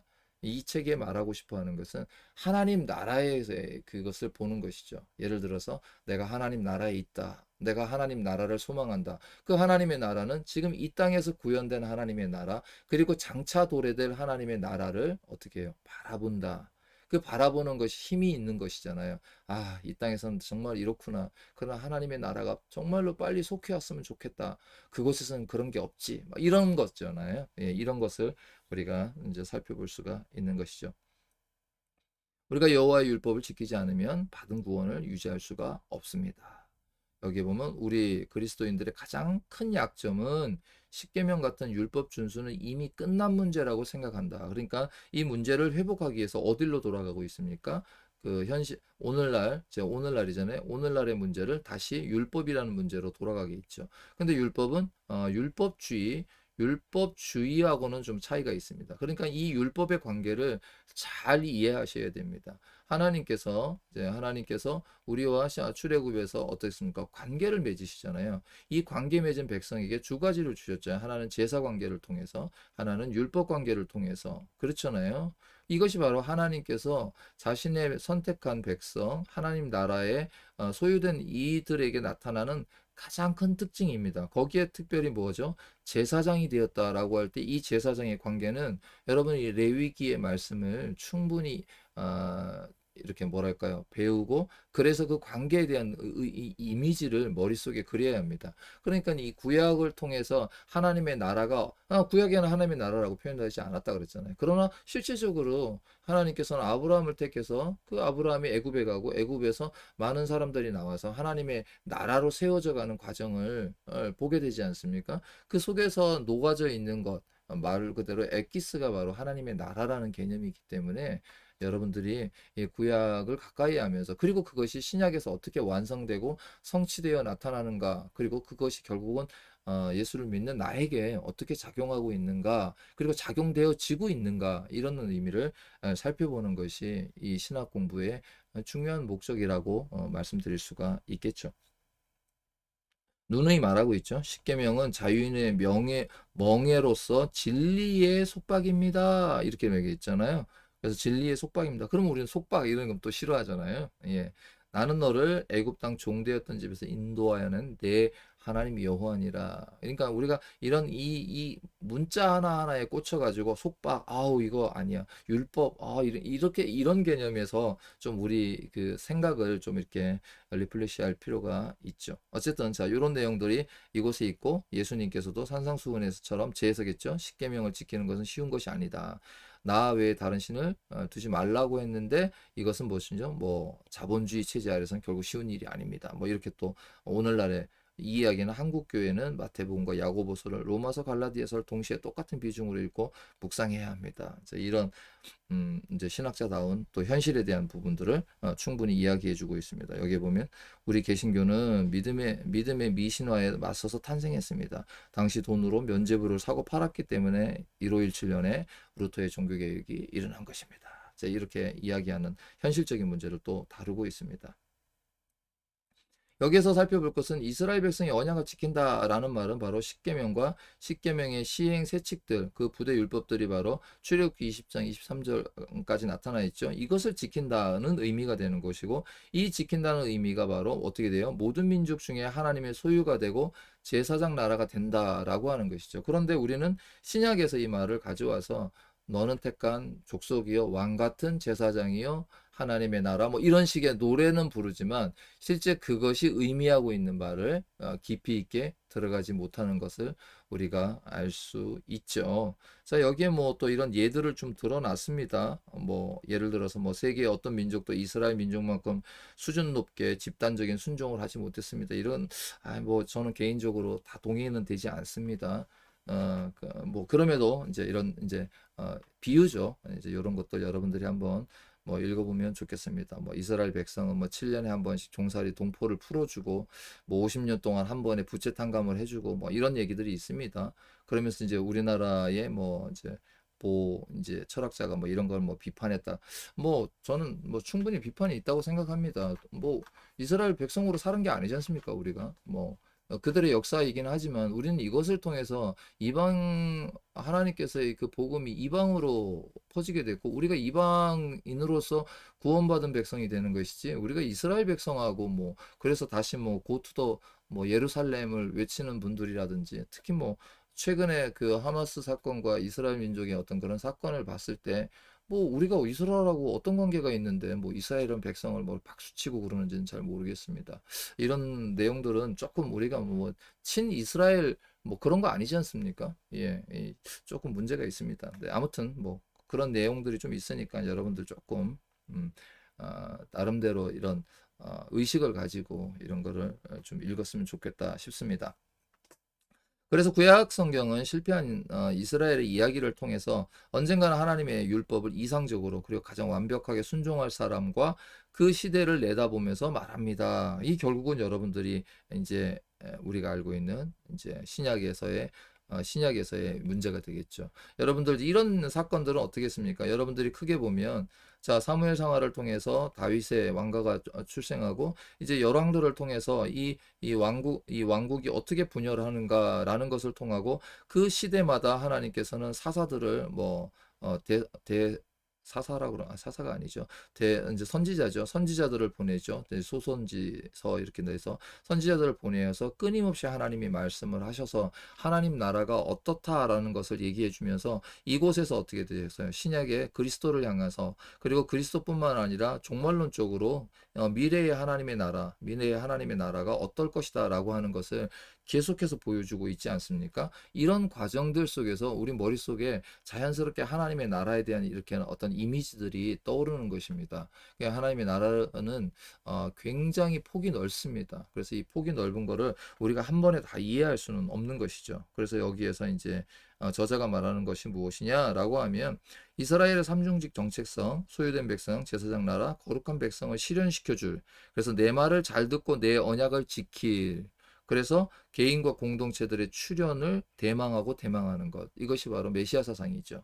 그리고 나면 여러분들 에스겔에서 보면 어떻습니까? 이스라엘 백성들이 그때는 말해도 듣지 않을 것이다라고 말합니다. 그래서 가장 핵심적인 것은 이 율법을 바로 어떻게 했냐? 사람의 마음속에다가 심어주는 것입니다. 그동안은 율법이라는 것을 어떻게 책을 통해서 얘기했잖아요. 읽고 그것을 계속 지키도록 했는데 이제 그 율법을 어떻게 해요? 우리 마음속에 주는데 이 마음을 어떻게 합니까? 먼저 돌 같은 마음을 부드럽게 만들어주고 그 마음속에 심기어준다는 것이잖아요. 그러니까 저와 여러분들은 그 하나님의 율법이 우리 속에 심기었습니다. 그럼 여러분은 하나님의 말씀이 있는 곳이 어디냐? 우리는 성전이다라고 하는 이유는 바로 그냥 뭐 예수님이 하신 말씀이 아니라 이 성전 사상의 개념을 이해해야 되잖아요. 성전이라고 하는 것은 하나님이 임재하는 곳입니다. 그렇죠? 성전이라고 하는 것이 하나님이 임재하는 곳인데 그 임재가 어디에서 이루어지고 있느냐? 우리 마음속에서 이루어지고 있는 것이죠. 그러니까 우리 마음속이 그러니까 하나님의 말씀으로 변화를 받는다는 것은 우리 마음을 두고 말하는 것입니다. 그러니까 우리는 고린도후서 그 5장 17절의 말씀인가요? 새롭게 창조된 재창조되었다라는 말씀을 이해해야 할 필요가 있는 것이죠. 예, 좀 더 너무 나갔는데요. 자, 어쨌든 이런 부분들이 신약과 연결이 되는 것입니다. 너희가 내 말을 듣고 내 언약을 지키면 이렇게 되잖아요. 그러면 그 지켜야지만 여러분 이 소유가 되고 제사장 나라가 되고 거룩한 백성이 된다라고 하는 이 과정을 근데 우리는 요거는 싹 빼먹고 요 뒤에 것만 그렇죠. 그래서 누군가 하나님의 말씀을 완벽하게 순종하는 말씀의 성취이 누굽니까? 완벽한 성취자 그렇죠. 완벽한 성취자는 바로 예수 그리스도를 의미할 수가 있겠죠. 어쨌든 이 뒤에 나올 때 예수 그리스도의 순종이 준하는 순종과 성취를 기대하는 말씀이 나에게 떨어졌다고 믿고 읽는 것입니다. 여러분, 이 책이 바로 이런 면에서 그저 신학적으로만 다루는 것이 아니라 실제적인 면으로서 성경을 읽을 때 오늘 이 말씀이 내게 응하였고 내게 실천에 부담을 안겨주는구나 라고 읽으면서 그 사람은 이미 하나님의 나라의 영토에 와서 다스림을 받고 사는 하나님의 백성입니다. 라고 말하고 있다는 것이죠. 이것이 중요합니다. 여러분, 바로 이런 것들을 우리가 좀 놓쳐서는 안 된다라고 말씀을 드릴 수가 있겠습니다. 자, 그 다음에 이제 소제목으로서 다양한 수준으로 경험되는 하나님의 나라. 그렇죠. 자, 이 하나님의 나라가 이제 큰 틀에서 이제 조금 더 남아 있는데요. 여기까지 보면 될 것 같은데 어떻게 될지 모르겠습니다. 자, 다양한 수준으로 경험되는 하나님의 나라라는 개인, 소유, 그다음에 뭐 교제권, 교회, 사회, 온 우주 뭐 이런 데까지 쭉 나와 있습니다. 이런 부분에 대한 이거는 약간 이제 구체적인 면이라고 볼 수 있으면 좋겠습니다. 그러면 여러분들이 좀 이해하기 쉽겠죠. 말씀을 듣고 언약을 지키면 어떻게 됩니까? 하나님의 특별한 소유, 정체성이죠. 제사장 나라, 거룩한 백성이 됩니다. 우리가 이미 살펴보았던 말씀이고요. 그래서 하나님의 말씀을 듣고 언약을 지킬 때마다 내가 창조된 목적을 100% 구현하게 됩니다. 그 목적은 아까 말씀드렸던 그것. 그래서 이 율법을 지키면 분투하다 보면 내게 두신 하나님의 뜻을 성취하게 되는 것입니다. 여러분 주기도문에서 거룩하다라는 의미 먼저 시작을 하면 하나님의 뜻이 어떻게 해서요? 이 땅에서도 이루어진다. 하나님의 뜻이 이 땅에서도 이루어진다라고 할 때 이 이루어진다. 하나님의 나라가 이루어진다라고 하는 것. 바로 하나님의 나라가 이루어진다라고 하는 것. 분투하다 보면 내게 두신 하나님의 뜻을 성취하게 됩니다. 그러면 여러분들 보세요. 예수님께서 하나님의 뜻을 어떻게 했습니까? 순종하셨잖아요. 그래서 그러니까 이 땅에 하나님의 뜻을 순종하면 하나님의 나라가 이루어지게 되겠죠. 그러니까 그 주님을 통해서는 어떻게 됐습니까? 하나님의 나라가 이루어진 것이죠. 그러니까 하나님의 나라가 이루어진 것을 우리는 적어도 맛볼 수가 있는 것입니다. 그 전체에 대한 모든 것을 우리가 다 할 수는 없지만 그리스도를 통해서 그냥 부족하다 이런 의미로 여러분이 해석하면 안 되고요. 부족한 것이 아니라 그리스도를 통해서 우리는 하나님의 나라가 어떻게 됩니까? 맛보게 되는 것입니다. 그 맛본 것만 가지고도 우리는 어떻게 돼요? 와, 나중에 이루어질 하나님의 나라를 우리는 어떻게 됩니까? 더 소망하게 되는 것이죠. 그러면 우리가 이렇게 말할 수 있는 여러분은 그리스도를 통해서 하나님의 나라를 맛보고 있습니까? 이렇게 질문해 볼 수가 있는 것이죠. 자, 이 사실을 어디에서요? 마태복음 18장이나 누가복음 17장에서 강조하고 있다. 이렇게 돼 있습니다. 두세 사람이 내 이름으로 모이면 내가 그들 가운데 함께 있을 것이다. 이것은 그냥 두 사람이 모이면 된다. 이런 정도의 개념이 아니죠. 그래서 이런 행간을 읽어낼 수 있어야 되는데, 부단한 노력이 좀 필요합니다. 자, 그러나 어쨌든 간에 여기에서 보면 두세 사람이 모이는 그 거룩한, 왜 거룩하죠? 이 거룩한 건 주기도문에 잘 나타나 하늘에 계신 우리 아버지의 이름이 거룩히 여김을 받으시며 여기서 바로 이 아버지 하나님의 벌써 이 거룩하심부터 출발해야 합니다. 그 거룩은 벌써 우리가 구약에서 하나님께서 내가 거룩하니 너희도 거룩하다라고 하는 말씀에서 벌써 시작을 하는 거잖아요. 단순히 그 앞에 어떤 그런 형용적인 의미로 붙여진 그 성경의 말씀이 아닙니다. 그랬을 때 그럼 그 거룩한 것들이 하나님의 뜻을 이루는, 그러면 예수님께서 예수님의 순종을 통해서 이루신 하나님의 나라, 그 하나님의 나라를 우리는 맛보게 되고, 하나님의 나라를 맛본 우리도 하나님의 나라가 속히 이루어지기를 어떻게 해야 돼요? 우리는 기도하는 것이잖아요. 그때 그 기도할 때 우리는 어떤 걸 하죠? 용서하는 거죠. 용서하는 거. 이 용서는 벌써 이미 우리가 구약에서 먼저 배웠죠. 바로 이런 그 순서가 이 주 기도문 안에 다 들어 있는 것입니다. 그런 사람들이 교제하는 것입니다. 이 교제권을 통해서 어떻게 됩니까? 하나님의 나라의 실제를 경험하게 된다. 이렇게 돼 있습니다. 그렇죠. 그래서 아까 전에 하나님의 나라가 주님을 통해서 나타났다면 그 주님을 통해서 우리는 하나님의 통치를 실제로 그 통치를 경험하니까 우리는 그 나라에 가고 싶다. 이렇게 되는 것 아니겠습니까? 이런 식의 이 순서의 개념을 여러분이 꼭 이해를 하셔야 할 것입니다. 정리가 잘 되어 있습니다. 그래서 어떻게 되십니까? 거룩한 교제권이 속한 이 통치를 세밀하게 순종하는 셈이 되는 건데, 누가복음 17장에 보면 또 여기 있다 저기 있다라고 못하리니 하나님의 나라는 어디에 있습니까? 너희 안에 있느니라, 이렇게 말씀이 되는 것이죠. 자, 여기 정리가 잘 되어 있습니다. 다시 말해서 우리가 속한 교회 안에서 하나님의 통치를 경험하지 못한다면 하나님의 나라의 우주적 완성에 대한 확신이 생겨나지 않습니다. 그렇죠. 맛봐야 되잖아요. 그러니까 맛보는 위치가 어디냐는 거죠. 물론은 처음에는 그 죄에서 벗어난 우리의 자유함, 그렇죠. 그걸 먼저 설명을 했지 않습니까? 그 자유함이 두세 사람으로 모이게 되죠. 두세 사람으로 모일 때, 야, 너도 경험했어? 나도 경험했어. 그래? 이것들을 경험한 사람들끼리 어떻게 됩니까? 그 속에서 나누어지게 되는 것이죠. 그러면서 그 경험을 확신하게 되는 거예요. 나만 혼자 했다고 나만 확신할 수 없잖아요.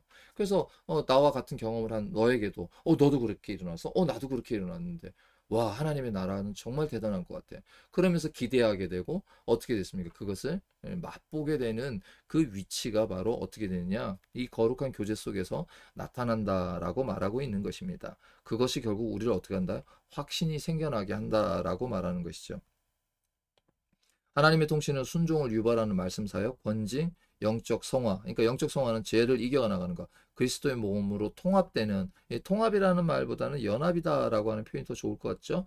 그러니까 연합되는 성만찬, 세례 등을 통해서 이 표현은 바로 이것이 이제 뭐 개혁주의에서 말할 때는 이것을 은혜의 수단이라고 말합니다. 은혜의 수단이라고 말할 때 조금 더 은혜의 수단은 바로 이 말씀을 통해서 그리고 성만찬을 통해서라고 하는데, 거기에 좀 더 추가적으로 권징이라든지 뭐 이런 부분들을 좀 포함할 수 있는데, 이것이 바로 은혜 받는 수단입니다. 그러니까 은혜를 받는다라고 얘기할 때 은혜를 무엇이죠? 결국은 하나님께서 하나님의 나라를 맛보는 것입니다. 하나님의 나라를 경험하는 것입니다. 그러면 그 경험하기 위해서는 어떤 것들이 필요하느냐? 바로 말씀을 들어야 된다는 것이 가장 중요한 건 말씀입니다. 그래서 말씀의 사역을 통해서, 그리고 권징이라는 것은 내가 잘못된 것을 교정받는 것이죠. 그렇게 되면 안 됩니다. 그랬을 때 그 과정을 통해서 어떻게 했습니까? 그리고 성만찬을 통해서 성례죠. 성례, 만찬, 세례, 성례를 통해서 나타나는 것입니다. 자, 이것을 여기 보면 지상교회에서는 하나님이 통치하고 회개하라, 두 교를 말라, 전진하라, 순종하라, 자기를 부인하라 같은 어떤 명령과 요구로 전달될 때가 있다라는 것을 말을 합니다. 그러나 이것은 이제 우리가 인간 편에서는 그렇게 말을 하는 것이지만 이제 그렇지 않다라는 것을 이 내용에서 조금 더 추가하고 있습니다. 여기에서는 뭐 요거 좀 볼까요? 자, 그래서 이렇게 예수 이름으로 모인 두세 사람으로 지금 벌써 신약에 와 있어요. 자, 교회 공동체 안에서 하나님의 통치를 두 가지 사건을 통해서 경험을 하는데, 그 두 가지 사건이 하나는 죄사함이고 하나는 부단한 율법의 성취의 경험. 그 골로새서 1장 13절 14절에 있는, 그리고 로마서 8장에서 1절부터 4절에 있는 개인적 차원에서 죄사함은 곧 하나님 나라로 이주한 사건임을 강조합니다. 우리가 그럼 경험을 해야 되는데 어떤 경험을 통해서 알 수 있느냐? 이 텍스트를 보면 그렇다는 것을 여러분에게 말씀을 드릴 수가 있습니다. 그가 우리를 흑암의 권세에서 건져내서 그의 사랑하는 아들의 나라로 옮겼다. 이렇게 되죠. 옮겼다라고 할 때 이제 우리가 출애굽 구원을 기억할 수 있죠. 그러면 이 구약의 이 내용들을 우리가 차분하게 연구하고 말씀을 보면 아, 이게 그런 의미겠구나라는 것을 알 수가 있는 것이죠. 따라서 이 골로새서 1장 13, 14절은 출애굽 구원과 예수님의 구원을 어떻게 한다고요? 등치시키고 있다. 이렇게 저자가 말하고 있습니다. 그래서요. 사랑의 아들의 나라, 곧 그것은 하나님의 나라이며 지상에서 어떻게 된다? 교회 공동체다. 그러니까 저자는 이 하나님의 나라를 어디까지? 교회 공동체까지 연결하고 있습니다. 그 과정은 이미 우리가 개인에게서 어떻게 일어나고 그 개인이 모여서 하나님의 나라가 어떻게 구성되고 그것을 맛보는 것이 어떻다라는 의미까지 살펴보았더랬습니다. 자, 그러면 다시요. 하나님의 나라는 아버지와 동화되고 예수를 닮아가는 나라다. 예수를 닮아가는 운동이 바로 하나님 나라의 운동이다. 이렇게 말씀하고 있습니다. 그가 우리를 흑암의 권세에서 건져내서 그의 사랑하는 아들의 나라로 옮겼으니 그 아들 안에서 우리를 속량함 곧 죄사함을 얻는다. 이 속량의 개념 이해했죠? 속량은 구약에서 어땠습니까? 자, 애굽이라고 표현됐고 애굽은 노예의 삶. 이 노예의 삶에서 속량은 돈을 주고 사오는 것이잖아요. 사와서 하나님께서 이들을 어떻게 해서 모세를 통해서 그리고 출애굽을 통해서 출애굽 과정에서 홍해를 건너는 사건을 통해서 그리고 하나님께서는 이 백성과의 관계를 맺는 언약을 통해서 이 언약은 다시 아브라함의 언약을 통해서 이 언약의 대상자로서 어떤 걸 주셨죠? 율법과 제사를 주셨고 이것으로 끝나는 것이 아니라 이것이 광야를 통해서 우리가 어떻게 법적인 것뿐만 아니라 이 어떻다고요? 품성적인 변화까지 이렇게 한번 정리를 해볼 수가 있는 것입니다. 그랬을 때 이들은 유월절 어린 양처럼 제 길로 갔지만 하나님의 나라의 뜻을 성취하기 위해서 자기 부인, 자기 희생의 길로 걸어가신 세상 죄를 지고 가신 어린 양 예수입니다. 이렇게 돼 있죠. 그래서 문설주와 유월절 어린 양의 피를 발랐기 때문에 바로 유월절 어린 양의 피가 우리를 하나님의 진노로부터 건져내었습니다. 그래서 그리스도의 속죄 사역을 무엇으로 이 속량과 등치시키고 있는 것을 알 수가 있습니다. 그 내용들이 여기에 정리되고 있습니다. 자, 여기에서 뭐 이제 중요한 내용들은 다시 반복하고 있는 내용들인데요. 자, 그다음에 이제 그 예수님의 속죄 사역에 대한 부분들을 조금 더 이제 이렇게 다루고 있습니다. 자, 어쨌든 간에 출애굽 구원을 받은 백성은 누구의 피로 구원받은 것입니까? 바로 유월절 어린 양의 피다. 그 피의 원본은 바로 예수님의 피다라는 것은 뭐 여러분들이 이 부분에 대한 이야기들은 많이 들었을 것입니다. 자, 그렇게 해서요. 앞서 말했던 하나님의 통치는 두 번째 표징은 성령의 감화 감동에 대한 그래서 율법. 그래서 이 여러분 우리가 이제 성령을 받았다라고 하면 이 성령을 받은 이 성령은 우리로 하여금 하나님의 말씀 이거를 좀 더 하나님의 율법에 대한 순종 이렇게 개념으로 넘어갑니다. 그래서 우리가 하나님의 말씀을 지키고 싶어 합니다. 그러니까 우리가 자유 대한민국에 살고 싶어 한다. 그런 무슨 얘기냐? 그 자유 대한민국이 잘 정리되어 있는 것은 들여다보고 사람들이 살아가는 삶이 아니라 그 법 체계 안에서 잘 정리가 되어 있는 것입니다. 대한민국은 자유민주주의 공화국이다. 이렇게 딱 선언을 하고 시작을 하잖아요. 마찬가지로 우리가 하나님을 섬겨야 한다. 그러면 하나님 외에 다른 신을 이렇게 딱 시작을 하는 것이죠. 바로 이런 시작이 바로 율법의 순종이라는 거. 순종하고 싶어지는 마음이 어떻게 돼요? 회복되는 것입니다. 그것이 마음에 들지 않는다 그러면 우리는 진짜 두렵고 떨리는 마음으로 나를 다시 한번 돌아볼 필요가 있는 것이죠. 자, 이것이 바로 이제 그 로마서에서 말하고 있는 바울이 말하고 있는 그러므로 이제 그리스도 예수 안에 있는 자에게는 결코 정죄함이 없다. 이 정죄받지 않는다라는 것은 이 정죄는 누가 합니까? 우리가 사실을 잘 정죄하려고 하는데 우리가 한다는 게 아니라 바로 사단 마귀가 우리를 정죄하는데 너 그렇게밖에 못 지켜? 너 그런 식으로 하면 너 구원받지 않은 것 같은데 이렇게 의심하게 만들고 막 고소하는 거죠. 그래서 사단의 가장 큰 특징은 거짓말하는 자, 고소하는 자입니다. 계속 참소하는 겁니다. 참소하죠. 야, 제가 틀렸어. 쟤는 틀렸어. 그래서 우리로 하여금 어떻게 됩니까? 우리 스스로를 죽음을 향하게 가도록 만드는 것입니다. 이것을 바로 절망하게 만드는 것, 바로 우리를 넘어지게 만드는 것, 그것을 우리가 기억하시면 되겠습니다.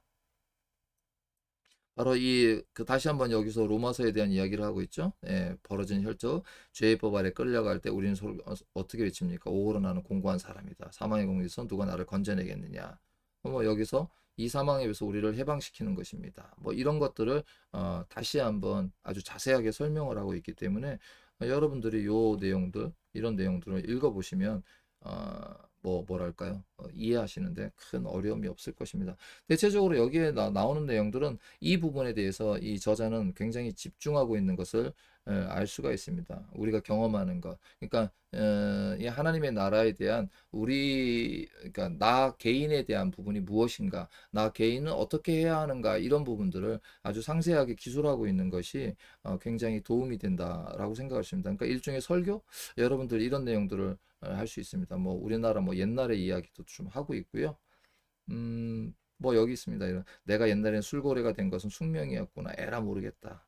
실컷 마시자. 이런 식으로 정당화하면 안 된다. 이 얘기죠. 벌써 이미 앞에서 살펴봤던 얘기죠. 다시 책에서 이야기하고 있습니다.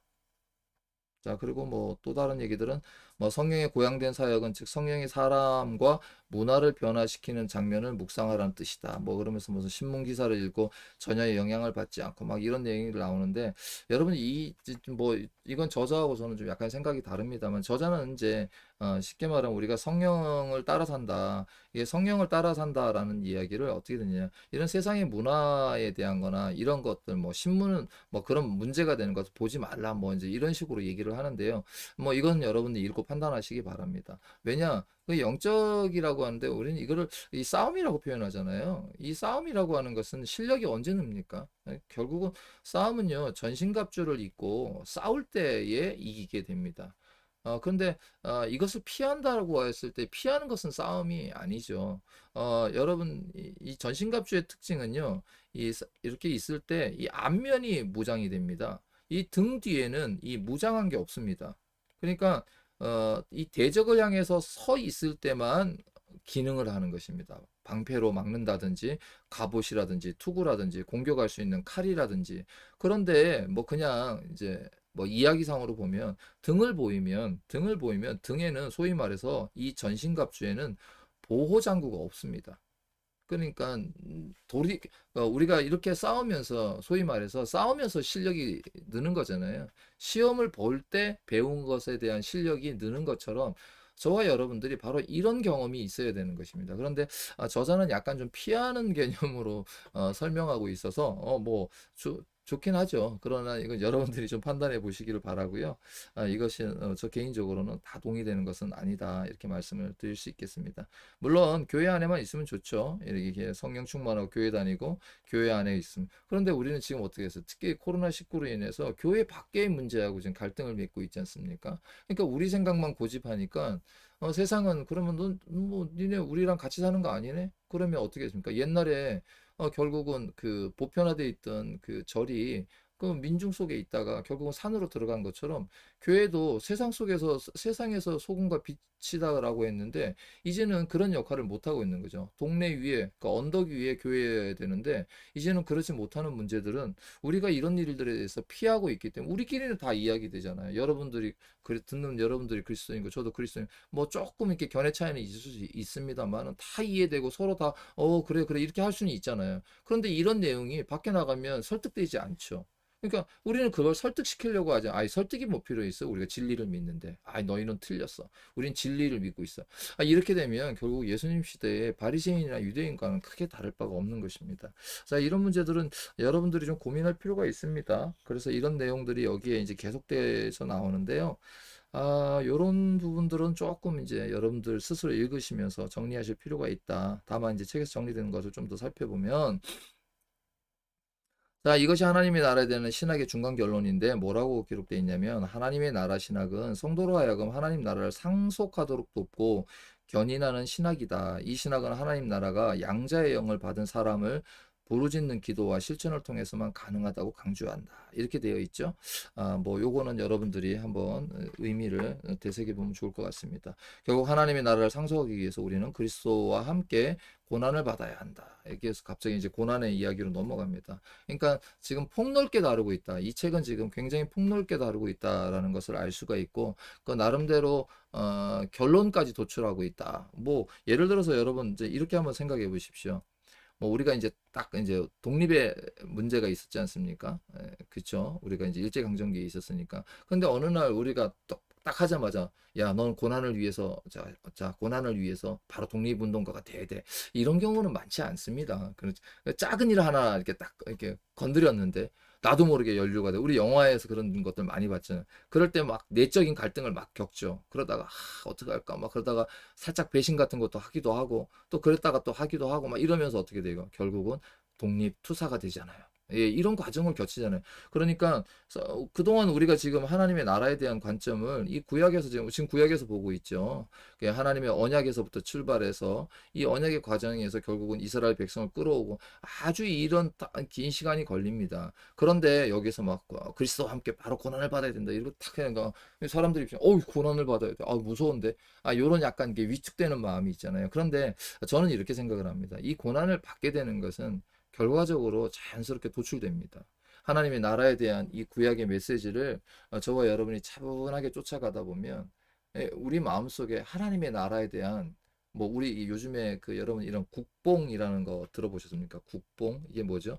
이게 뭐 우리나라의 뭐 이렇게 발전상이나 이런 걸 막 보다 보면 마음속에 막 이렇게 애국심이 막 차오르는 걸 갖다 이렇게 표현하는데 이 표현처럼 우리가 하나님의 나라에 대한 이것이 떠오릅니다. 예, 자연스럽게 하나님의 나라 그러면서 우리는 어떻게 돼요? 그러면 하나님의 나라에 대해서 이렇게 자연스럽게 떠오를 때 그렇다면 하나님의 나라에 나타나는 고난도 나는 감당할 수 있겠다. 이렇게 생각을 하는 거죠. 근데 저자는 이제 그러니까 고난도 받아야 됩니다라고 이렇게 말씀하고 있다는 것입니다. 이런 순서적인 차원에서 조금 고민해 볼 필요가 있죠. 여러분들 교회 처음 오시는 분들인데 이제 당신이 이제 하나님 나라 갈 거니까 고난부터 시작하십시다. 이러면 고난부터 시작하자 그러면 이렇게 마음의 부담이 막 되잖아요. 그래서 자연스럽게 하나님의 이 언약에 대한 메시지, 하나님이 왜 이렇게까지 언약을 처음에 말씀드렸던 거 갱신하면서 우리를 하나님의 나라로 이끌게 하시는가? 그러면 그 가치가 크기 때문에 그 속에서 나타나는 고난을, 그 주님이 또 그 고난을 당하신 것은 바로 하나님의 일을 앞에서 순종하시면서 자기를 그 순종으로서 드리신 것 아니지 않습니까? 그때 드리실 때 여러분 가장 중요한 거는 순종이다라고 하니까 아버지의 뜻이야 무조건 순종 이거 아닙니다. 여기에 보면 자기 의지를 완벽하게 반영합니다. 그래서 요한복음에서는 신적인 특성 바로 제 2위이신 그리스도께서 어떻게 하냐 내가 그럴 권세가 있다라고 본인 스스로가 말씀을 하십니다. 그럼에도 불구하고 그 뜻에 순종을 한다라는 표현을 쓰시지 않습니까? 이것이 바로 우리로 하여금 그런 말씀을 들을 때 우리 마음에 그게 차오르는 거예요. 하나님의 나라에 대한 말 그대로 이 국뽕이 차오르는 겁니다. 그러니까 그 고난도 근데 여러분 보시면 알겠지만 고난 받으라고 했을 때 그 대표적인 베드로 보세요. 나 죽음이라도 각오하고 하겠습니다 했는데 막상 현장이 되니까 어떻게 안 되잖아요. 그렇잖아요. 안 되잖아요. 그리고 나서 예수님께서는 다시 설득하시죠. 내 양을 먹이라. 나를 사랑하느냐. 이것은 구약에서 우리가 하나님께서 우리를 어떻게 하신다고요? 자유롭게 하신다라고 했던 그 말씀과 그대로 맥을 같이 하는 것입니다. 그러니까 베드로는 그 다음에 죽음까지도 고난이잖아요. 그 고난까지도 그대로 감내하게 된다는 것입니다. 여러분, 이 고난을 감내할 때 고난만 주시는 게 아닙니다. 사실은 하나님께서는 그 고난을 감내할 수 있도록 하신 다음에 고난을 주신다라는 거 우리가 좀 알면 좋겠다 생각을 하는 것입니다. 그래서 이 저자는 이 하나님의 나라를 상속의 의미로 설명하고 있다라는 것을 생각해 볼 수 있습니다. 뭐 여기에 있는 내용도 뭐 여러분들이 뭐 읽어보시면 되고 이제 결론을 한번 보겠습니다. 자, 우리가 하나님 나라의 우주적인 비전이나 사회 변혁 비전 등 거대 담론을 아무리 논하 본들 우리 각자의 개인과 죄의 사망의 법에서 해방시키시는 생명의 성령의 법에 노출되지 못하고 성령의 사역이 왕성한 거룩한 교제권 내에 속하지 못하고 성령 충만한 교회 안에서 성령의 바람에 흔들려 보고 제한당해 보고 고양되어 보지 못한다면 그런 거대 담론은 아무 소용이 없습니다. 이렇게 표현합니다. 예, 신학자로서 아주 정확한 판단입니다. 결국은 이런 우리가 하나님의 나라를 여러분과 제가 책을 통해서 배우려고 하는 것이지만 결국은 내 자신에게 이런 변화가 일어나지 않는다면 내 자신이 하나님 나라 속에 소망하지 않는다면 이런 것이 사실은 탁상공론에 불과하다라는 것. 그러니까 결국 이 배우려고 한다면 저와 여러분이 하나님 나라에 대해서 정말로 진지한 자세를 가지고 하나님의 나라에 대한 그런 그 자세를 가져야 한다는 것입니다. 그러면서 이제 정리한 것들을 한번 하면 모세와 예언자들의 복음은 먼저 선 구원하고 후 순종의 복음입니다. 그쵸? 우리를 구원해 주신다는 것입니다. 부단한 순종을 통해 하나님의 비전을 성취해 가야 할 부담을 안고 가는 구원이다. 그래서요, 여기 보면 두 번째 파편화된 개인들은 제사장 나라와 거룩한 백성 공동체를 이룰 과업을 부여받고 개인 단위로 성령의 감화 감동과 그로 인한 율법 순종을 맛보지 못한다면 하나님 나라의 비전 자체가 무의미해지고 모세와 예언자와 하나님 나라의 복음은 이상적인 순종에 바친 독생자 예수 그리스도를 통해서 이 땅에 실체화되었다라는 것. 이것이 중요한 결론이라고 할 수 있습니다. 그래서 우리는 이 첫째, 둘째, 셋째, 넷째를 그 전에 있었던 말씀을 통해서 살펴보았다 그랬습니다. 모세와 예언자들이 예고한 죄사함과 속량의 실체는 예수 그리스도 안에 있는 성령의 해방 사역과 교회의 창조 사역을 통해서 나타났습니다. 이 말은 쉽지만 이 모세 벌써 이미 우리는 뭐 아브라함의 언약부터 시작해서 모세의 과정을 살펴보았고요. 이 예언자들에 대한 예고들은 뭐 조금 이제 구약이니까 좀 더 살펴봐야죠. 이 제사함은 바로 회개하라 천국에 가까운 날이라고 했을 때 이 제사함은 이 구원의 관계에서 어떤 형태로 살펴보았습니까?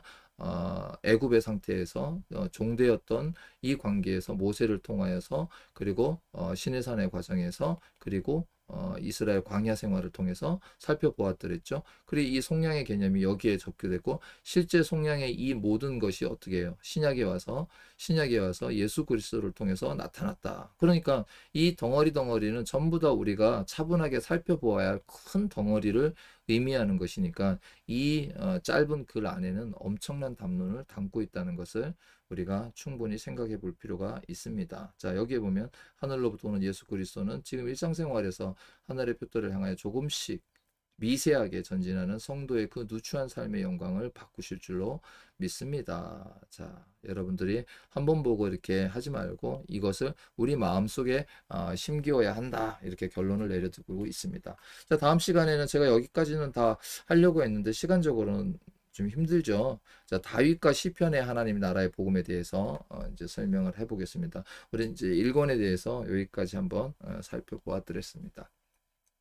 자, 이걸로 마무리할까요? 자, 하나님 나라는 여러분들 아주 담론이 큽니다. 그리고 여러분들이 내 개인의 삶을 돌아보는 것도 좋지만 저는 일단 하나님 나라의 이 계략을 좀 더 설명하고 이 하나님 나라가 이 성경 안에서 더 어떻게 나오는지 계속 저도 이 텍스트를 이제 뭐 어떻게 한다고요? 계속 이렇게 조금 더 확보하면서 전진해 나가려고 합니다. 그 처음 시간으로 이 체계를 통해서 살펴보고자 하는 것입니다. 여기까지 해서 마치겠습니다. 긴 시간 동안 수고하셨습니다. 감사합니다.